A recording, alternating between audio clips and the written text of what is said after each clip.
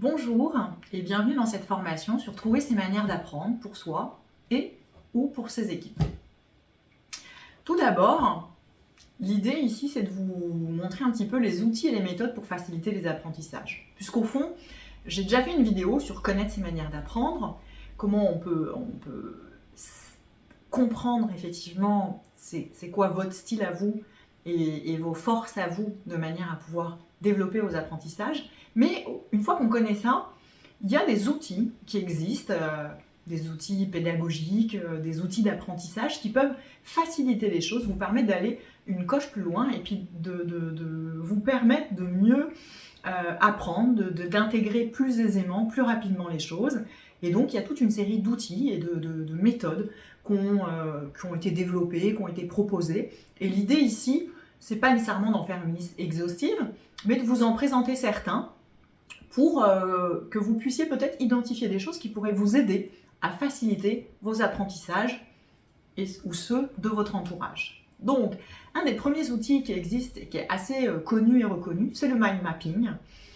Le mind mapping, on l'appelle aussi carte heuristique ou carte mentale. Et c'est vraiment une manière de représenter les idées, les concepts, les éléments d'un projet, les éléments d'un cours, de manière à pouvoir en visualiser l'essentiel et en retenir l'essentiel. Donc ça demande effectivement, une fois qu'on a eu un cours ou une fois qu'on est en train de monter un projet, de poser en fait au centre son idée, son projet, puis en fait on va créer vraiment des branches qui vont permettre de représenter une carte heuristique, de manière à avoir l'ensemble de cette représentation. C'est un schéma en fait qui va partir du principe qu'effectivement, souvent si on écrit les choses de manière linéaire, ça correspond moins à la façon de mentaliser du cerveau. Donc ces cartes en fait permettent de poser les idées un petit peu dans tous les sens et tout en les ordonnant et d'avoir derrière en fait un visuel de l'ensemble des éléments essentiels et importants à travers les différentes branches. Bon, personnellement, je ne suis pas une spécialiste du mind mapping pour une seule unique raison, c'est que bien que je trouve ça un outil génial et que je connais énormément de gens qui s'en servent au quotidien et qui trouvent ça extraordinaire, moi je ne sais pas m'en servir. Je n'y arrive pas, ça me demande quelque chose que mon cerveau... en fait, ça ne m'aide pas à apprendre, moi. Je peux le faire, mais ça me demande d'utiliser beaucoup mon rationnel.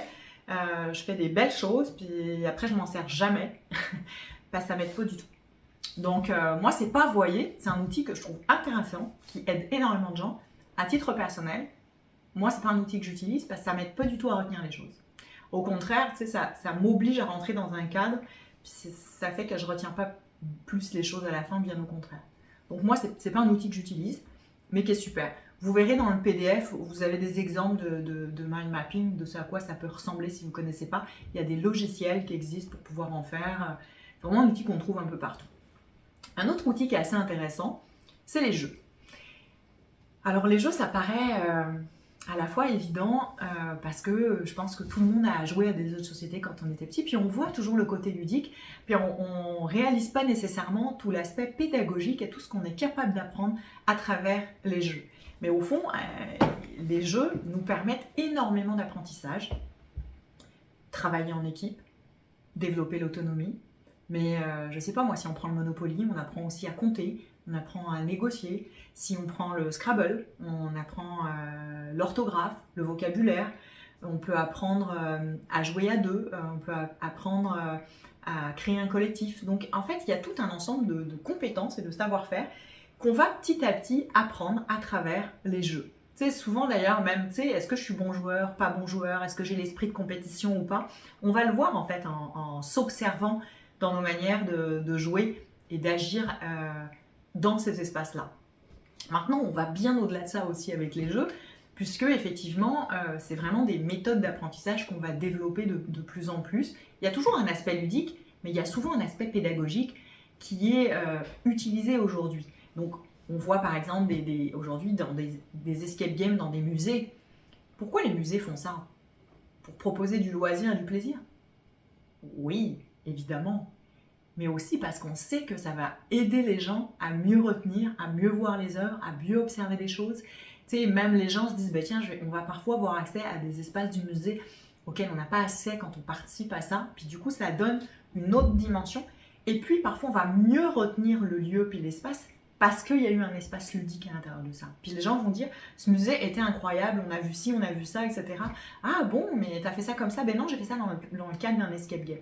Donc en fait, ça facilite l'intégration des apprentissages parce qu'on a fait ça sans s'en rendre compte, en jouant, en s'amusant, en développant des choses différentes. Donc comme il n'y a pas de situation de stress, de risque, etc., qu'on n'est pas dans un espace où on croit qu'on apprend, ben en fait on apprend malgré tout. Donc le jeu, aujourd'hui, il est utilisé beaucoup aussi dans des situations d'évaluation et de recrutement à travers des assessments où on met les gens in situ. Dans les team building, on va beaucoup utiliser ça aussi pour créer de la cohésion d'équipe. Les éditeurs de jeux, de plus en plus, proposent des jeux éducatifs, mais beaucoup dans les méthodes pédagogiques d'apprentissage. Aujourd'hui, on va utiliser ces techniques de gaming pour créer quelque chose à la fois de ludique, qui fait qu'on apprend un petit peu sans trop s'en rendre compte. Mais beaucoup de jeux sont sous-tendus par des apprentissages pédagogiques. Moi, c'est quelque chose que j'aime bien parce qu'effectivement, je trouve ça extrêmement ludique. Je trouve qu'on apprend en s'amusant, on apprend sur soi, on apprend sur les autres, on apprend sur nos systèmes d'interaction, on apprend sur nos compétences et nos savoir-faire. Donc, je trouve que c'est vraiment assez intéressant.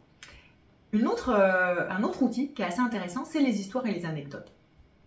Au fond, c'est l'idée de dire que à chaque fois qu'on a des apprentissages qui sont mis dans un contexte historique, anecdotique, ça va nous aider à mieux comprendre les choses, à mieux les illustrer. Sinon, c'est un savoir qui est juste théorique et sorti un peu de son contexte. On a parfois plus de mal à comprendre ce que ça veut dire. Et c'est sûr que moi, les histoires, les anecdotes, j'aime ça. Si vous avez regardé plusieurs des formations que je peux proposer ici, très souvent, vous allez voir que je vais illustrer avec des exemples personnels pour vous mettre en situation la compétence, le savoir-faire, la requête que je vous propose de faire, de manière à illustrer ça, puis que ce soit pris dans une situation pour pouvoir retenir les choses. Puis, pour vous donner un exemple de comment nos propres histoires, puis l'idée là, moi il y a celle que je vous propose quand il y a un contenu pédagogique, mais essayez de vous approprier vos propres histoires pour voir comment en fait ça crée un apprentissage. Parce qu'il y en a plein des choses qu'on a appris grâce à nos histoires, à nos anecdotes. Moi je peux vous en livrer une ici. Beurrer les moules à gâteau. Comment j'ai appris à beurrer un moule à gâteau, moi? Quand j'avais 6-7 ans, je cuisinais avec ma grand-mère, puis je lui demande si je peux l'aider, et elle faisait un gâteau, puis elle me dit, tu vas beurrer le moule à gâteau. Et elle me dit, tu sais, c'est une tâche importante, Marie. Parce que si tu as mal beurré le moule, le gâteau ne va pas se démouler, parce que ce sera de ta faute. Ce sera ta responsabilité. Si le gâteau ne se démoule pas bien. Puis on s'accorde que ma grand-mère met beaucoup d'emphase, puis d'effet, tu sais, sur juste un gâteau, là, il se serait mal démoulé, que ça n'aurait pas été la fin du monde, on est bien d'accord. Mais moi, je me suis vraiment impliquée dans ma tâche. Je voulais que mon moule à gâteau soit le mieux beurré de la terre, parce que je voulais tellement rendre satisfaite ma grand-mère, puis que le gâteau soit parfait. Puis ça a été le cas.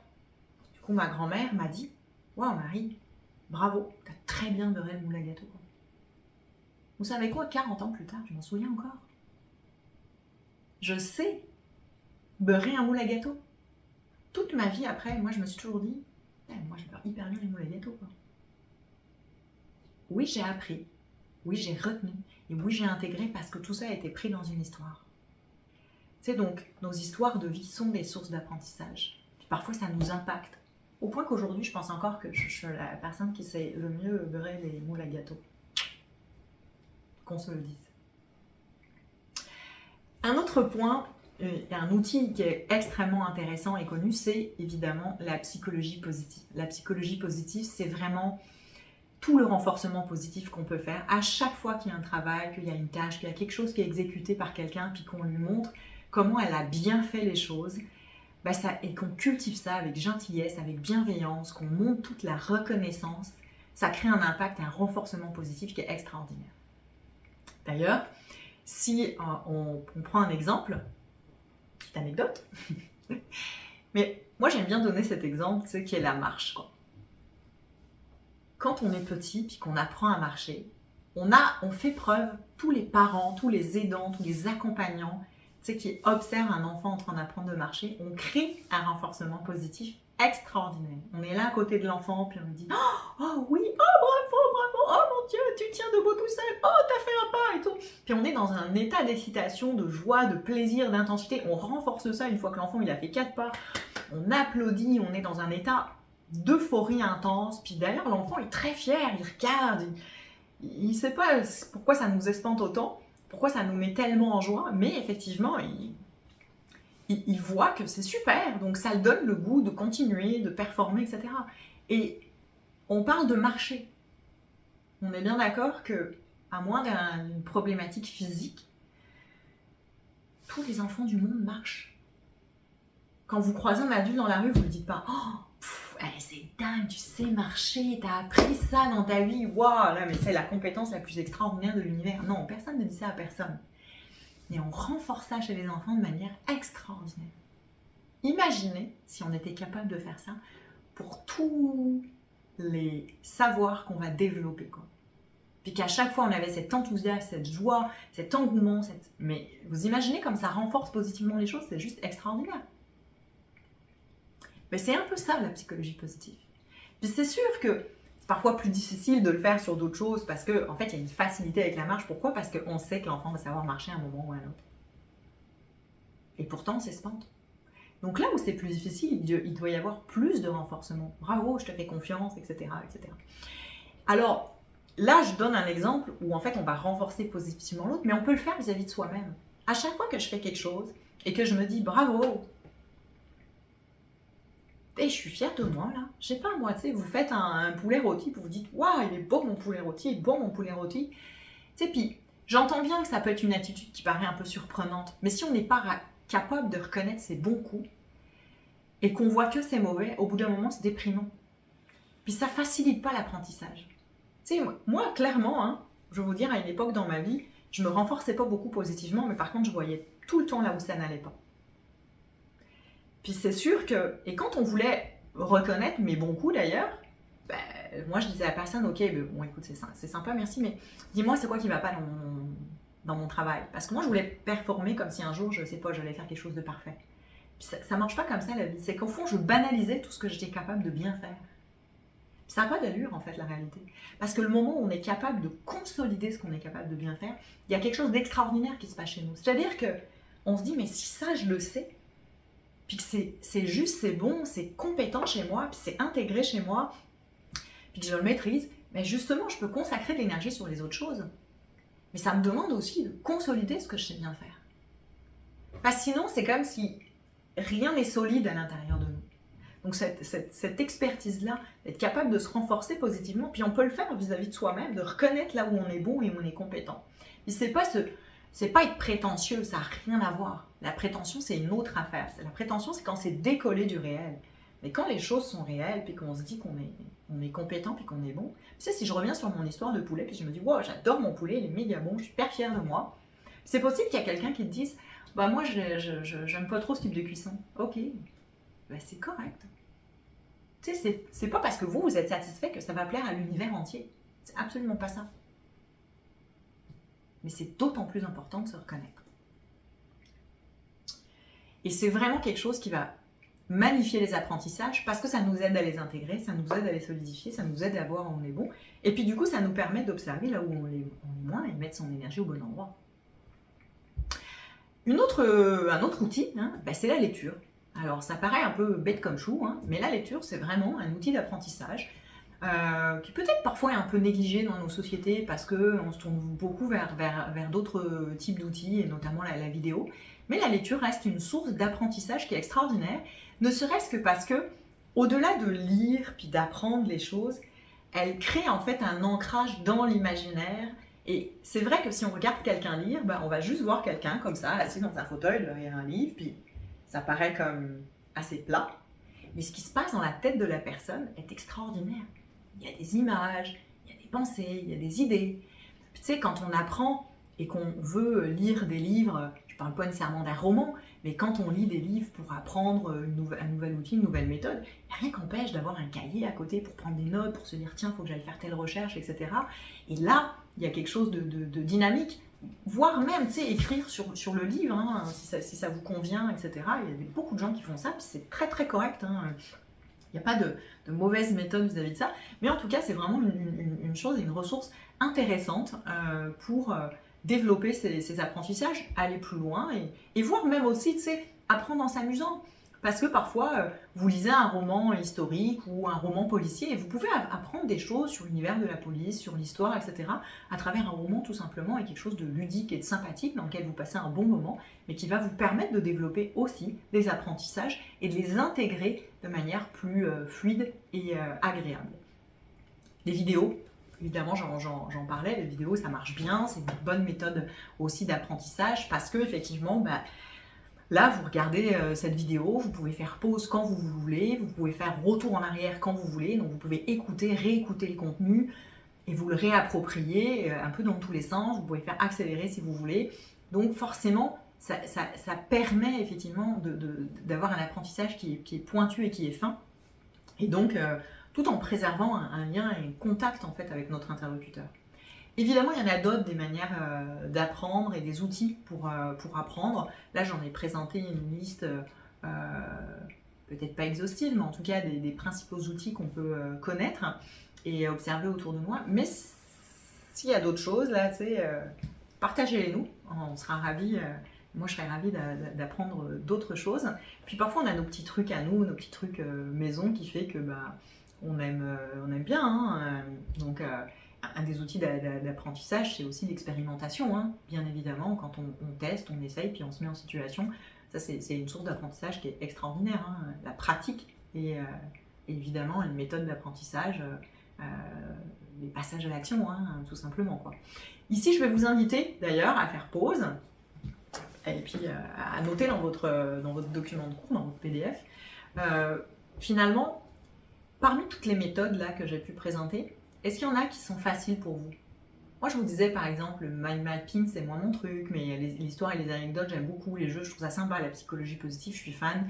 Lecture vidéo, j'adore. Donc en fait, j'utilise déjà pas mal de ces outils dans mon quotidien et dans ma vie pour apprendre. Hein. Mais vous, lesquels vous utilisez, lesquels vous n'utilisez pas? Est-ce qu'il y en a que vous avez envie de tester, des choses que vous avez envie d'intégrer dans votre vie? Je le rappelle, hein, commencer à décider d'apprendre et de mettre en place des moyens pour apprendre, c'est pas nécessairement y consacrer 10 heures par jour, hein, ça serait pas gérable, mais un 15, un 20 minutes, un 30 minutes, déjà pour commencer si vous partez de zéro, c'est extraordinaire. Donc là, qu'est-ce que vous avez envie de tester? Où est-ce que vous êtes? Ou quels sont ceux que vous utilisez, dans lesquels vous êtes à l'aise, ou c'est tranquille, facile pour vous, etc. Go, go, go. Alors, maintenant, on va aborder la partie faciliter l'apprentissage de ces équipes. Parce que effectivement, si vous êtes en position de manager, de leader, de responsable, de chef de projet, quoi que ce soit, on est confronté à des équipes. Et effectivement, un des rôles du manager, c'est de faciliter les apprentissages de ces équipes. Et c'est vrai que c'est parfois un aspect qui est négligé, on va dire, parce qu'on est pris par le travail, par atteindre des objectifs, etc. Puis c'est bien correct. Mais pourtant, cette phase d'apprentissage, puis je ne sais pas si vous avez regardé les autres vidéos sur l'apprentissage, mais quand je parle de l'apprentissage tout au long de la vie et que j'explique à quel point c'est important, les bénéfices que ça va avoir dans la vie, et bien effectivement, je pense qu'en tant que manager d'équipe, si on a bien conscience que nos équipes, les gens autour de nous doivent se former tout au long de la vie, ben ça veut dire que j'ai une responsabilité en tant que manager de veiller à ce que mes équipes se forment régulièrement. Donc, il y a plein d'outils. Il y a des outils qui existent de par nature dans l'entreprise, des outils un peu pragmatiques, hein, donc, qui sont en fait des entretiens qu'on peut faire au cours de l'année, que ce soit des entretiens individuels ou que ce soit des entretiens d'équipe, où effectivement, ça reste un espace d'échange, où on peut voir quels sont les apprentissages qui ont été faits, voir qu'est-ce qui a peut-être besoin de performer. Et c'est vrai qu'il y a souvent cet entretien annuel d'évaluation qui va arriver une fois par an, mais le mieux, c'est quand même de faire un peu des points régulièrement, parce que si pendant un an, je vois qu'il y a des décalages, puis qu'il y aurait besoin de formation, puis que j'attends un an, peut-être que je ne suis pas complètement à la bonne place. Peut-être que j'ai attendu un peu trop longtemps parce que, j'attendais qu'à un moment l'autre se réveille, ou que moi je me réveille, ou quoi que ce soit. Tu sais, il n'y a pas de chemin idéal, il y a le moment que s'il y a un besoin, il va falloir trouver un chemin pour s'en occuper. Donc, inscrivez vos collaborateurs dans des formations, invitez-les à s'inscrire dans des formations, Puis, encore une fois, je vous le dis, les formations, elles sont vastes. Il y a des choses qui sont proposées en interne, il y a des choses qui peuvent être proposées à l'externe. Il y a aussi, parfois, on peut faire des recherches et dire, bah tiens, regarde, il y a des MOOC, il y a des choses, etc. Est-ce que tu as pensé à suivre ça, ça pourrait t'aider par rapport à ta problématique, hein. Donc, il y a inviter les gens et mettre en œuvre. Et puis, il y a une chose qui me paraît aussi importante, c'est donner du temps. Parce que si on est convaincu qu'effectivement, c'est important de se former, si je donne pas du temps à mes équipes pour se former, dans leur temps de travail, bah forcément, c'est pas cohérent. Et ça, c'est vraiment un des premières choses qui me paraît nécessaire. Puis ça peut être, tu sais, comme de dire à ses équipes, bah, moi, je veux que 15 minutes par jour, ou une demi-heure par jour, ou 2 heures par semaine, vous puissiez consacrer du temps à vous former. Ça veut dire aller regarder les outils, aller regarder les news, aller regarder l'actualité dans votre secteur d'activité, etc., etc. Mais prendre un moment pour vraiment développer les compétences, les savoirs, les savoir-faire, ce qui se passe dans le métier, le secteur d'activité, de manière effectivement à vraiment développer les aptitudes et les apprentissages. Donc du coup, je vous invite là, faites pause, prenez un moment, puis voyez c'est quoi les outils, les possibilités qui existent dans votre entreprise, et c'est lesquels que vous utilisez, ou en tout cas c'est lesquels que vous souhaitez mettre en œuvre demain, puis comment vous souhaitez les mettre en œuvre. Puis, pas un truc que vous allez faire dans 3 semaines, dans 1 mois ou dans 6 mois. Demain là. Qu'est-ce que je peux mettre en place là dès demain? Parce que si vous voulez que ça change, c'est maintenant qu'il faut commencer. Pas le jour où soi-disant j'aurai le temps.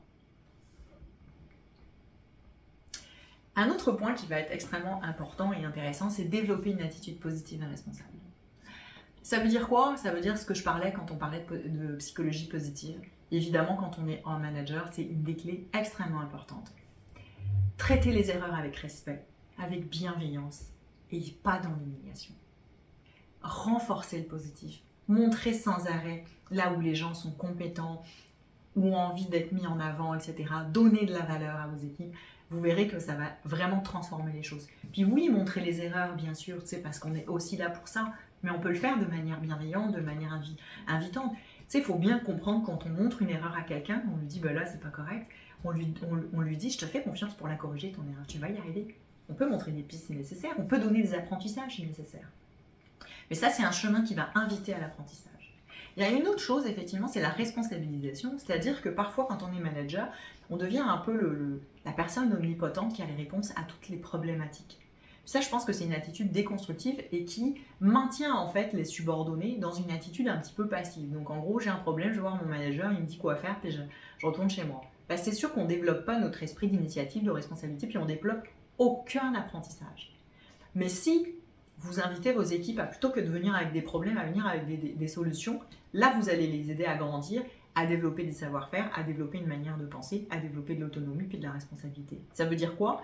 Ça veut dire que quand la personne vient dans votre bureau, vous lui dites ok, j'ai entendu ton problème, mais moi ce qui m'intéresse c'est les solutions que tu vas proposer. Reviens me voir quand tu as des solutions. Fait que la personne, face à son problème, va se dire ok, mais comment je peux le résoudre moi? C'est quoi mes idées? Puis j'entends que la personne n'a pas nécessairement le niveau de responsabilité, etc. pour prendre les décisions, mais c'est pas ça que je dis. C'est juste qu'elle arrive avec des solutions. Fait qu'elle va revenir, ou elle va venir dans votre bureau en vous disant, ok, moi j'ai telle problématique, puis j'ai pensé comme solution qu'on pourrait faire ci, qu'on pourrait faire ça, ou qu'on pourrait faire ça. Pas une seule solution. Moi je pense qu'il faut que la personne elle vienne au moins avec 2 ou voire 3 solutions. Puis là, vous, qu'est-ce qui va se passer? Plein de choses. La première, c'est que vous pouvez dire, bah oui, ta solution A ou B, elle est géniale, on va mettre ça en place. C'est ce que j'aurais fait ou c'est ce au quoi j'aurais pensé. Peut-être ça va être aussi, bah écoute, elles sont pas mal tes solutions, etc. Ça c'est intéressant, quoi que ce soit, mais tu comprends, on va plutôt faire ça, ça, ça. Et la personne, elle va comprendre parce qu'elle a réfléchi à des solutions. Puis elle va se dire, ah oui, c'est malin, donc elle va avoir un apprentissage aussi.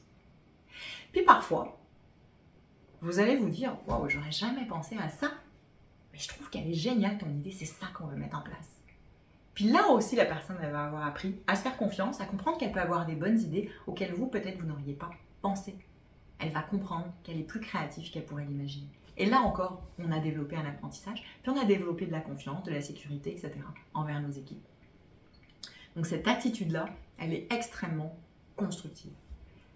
Donc là, à nouveau, je vous invite à faire pause, puis à vous dire, est-ce que vous avez une attitude positive et responsable auprès de vos équipes? Qu'est-ce que vous pouvez améliorer? C'est quoi les actions que vous souhaitez mettre en place dès demain pour avoir une attitude peut-être plus positive? Est-ce que c'est donner des meilleurs feedbacks? Est-ce que c'est faire plus confiance? Est-ce que c'est déléguer plus de responsabilités? Est-ce que c'est un petit peu de tout ça? Mais essayez de prendre des engagements, puis notez-les. Pourquoi c'est intéressant de noter vraiment? Puis j'insiste toujours là-dessus, c'est que quand on note les choses, on les a sous la main. Puis, tu sais, on peut y revenir dans un mois, dans 2 mois, dans 3 mois, tu sais. Puis je vous invite à y revenir, puis à regarder, puis à vous dire, ok, où est-ce que j'en suis par rapport à ça? Est-ce que j'ai cheminé? Est-ce que j'ai progressé? Est-ce que finalement, les engagements que j'avais pris, je les ai tenus? Ou est-ce qu'il y a d'autres choses qui se sont jouées? Encore une fois, hein, l'idée, c'est pas dans l'apprentissage, quand on fait ces feedbacks-là, qu'on revient vers les engagements qu'on a pris, qu'on a su tenir ou pas. C'est pas l'idée de se brimer, c'est l'idée toujours de s'observer dans les fonctionnements, puis de voir ce qui s'est joué et ce qui s'est pas joué. Il y a une autre chose qui va être extrêmement importante, c'est donner l'exemple. Donner l'exemple, c'est capital, parce que si vous voulez être intègre, si vous voulez être congruent, c'est-à-dire avoir de la cohérence vis-à-vis des autres, même si la congruence, c'est l'idée d'être... La congruence, c'est quoi? C'est être cohérent entre ce que je pense, ce que je dis et ce que je fais. Et c'est vraiment cette attitude qu'il faut développer. Quand on est manager, c'est hyper important. Comment vous voulez que les gens pensent que c'est une bonne idée de se former au quotidien et consacrent du temps, développent une attitude d'apprentissage au quotidien dans sa vie, si vous-même, vous vous formez jamais, puis vous restez sur vos acquis? Ça ne marchera pas. D'abord, vous convaincrez personne d'aller se former si vous ne vous formez jamais. Pourquoi? Moi, c'est un sujet qui me passionne et dans lequel, effectivement, je suis convaincue à 2000%. Moi, j'ai fait des tas de formations dans ma vie. J'ai sans arrêt été chercher de nouvelles formations. Et depuis, au-delà des formations diplômantes et qualifiantes que j'ai pu faire, j'ai fait sans arrêt de la formation continue, développer des spécialisations, suivi des MOOC, lis des livres, je regarde les news, je regarde les brèves. Tu sais, c'est au quotidien dans ma vie que sans arrêt, je mets en place des apprentissages. Parce que je reste convaincue que je ne peux pas, tu sais, comme me contenter de là où j'en suis, parce que sinon un jour je vais être dépassée par la vie, c'est juste évident, quoi. Pourtant, on peut se dire, je travaille dans l'humain, etc., dans l'entreprise, les choses ne changent peut-être pas aussi vite que ça, mais moi, ça fait 20 ans que je travaille, puis je peux vous dire que les manières de travailler, de fonctionner, elles ont énormément évolué. Puis si je ne suis pas ce fil-là, ben, je reste en arrière, puis je travaille comme on travaillait à 20 ans. Une personne qui va travailler avec moi, c'est juste évident. Parce que les choses changent.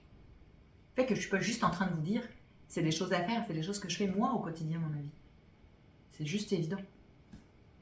Donc vous, notez, faites pause, notez. Est-ce que vous prenez le temps de vous former? Si c'est pas ça, qu'est-ce que vous souhaitez mettre en place? Est-ce que vous communiquez là-dessus auprès de vos équipes? Parce que parfois on se rend compte que ben oui, ok, je prends le temps de me former, c'est ok, j'ai toujours des temps, je fais ceci, je fais cela. Mais personne ne le sait autour de vous. Et peut-être communiquer un peu là-dessus. Parce que ça va avoir valeur d'exemple, parce que ça va montrer comment on peut intégrer ça dans son travail, dans son quotidien, dans sa vie. Et ça va avoir un impact. Ces exercices-là que j'ai proposés sur est-ce que je me forme, est-ce que j'ai une attitude positive et responsable, etc.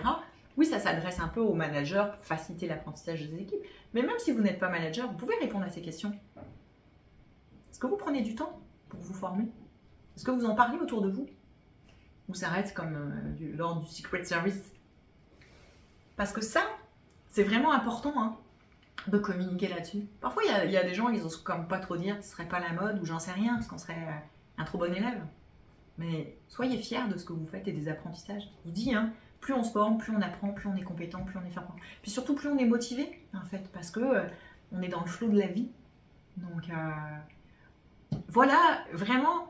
Observez les outils qui vont vous être aidants, observez les outils qui vont vous être utiles, mettez en place des choses dans votre quotidien pour vraiment trouver des manières d'apprendre pour vous et ou pour vos équipes, parce que ça peut être qu'un plus dans votre vie professionnelle et aussi personnelle, c'est la même chose, on peut décider, là j'ai beaucoup parlé un petit peu côté entreprise, entrepreneuriat, mais ça peut être aussi par rapport à des loisirs, par rapport à des choses qu'on a envie de mettre en place, etc. et qu'on veut acquérir dans son quotidien, c'est la même affaire. Trouver un chemin, parce que c'est tellement important d'apprendre, de se développer, d'intégrer tout ça dans son quotidien, et vous verrez que c'est une source de joie et aussi de dynamisme et de renouveau. Voilà ce que j'avais à vous dire sur le sujet. Je vous souhaite une bonne continuation. Merci beaucoup et au plaisir.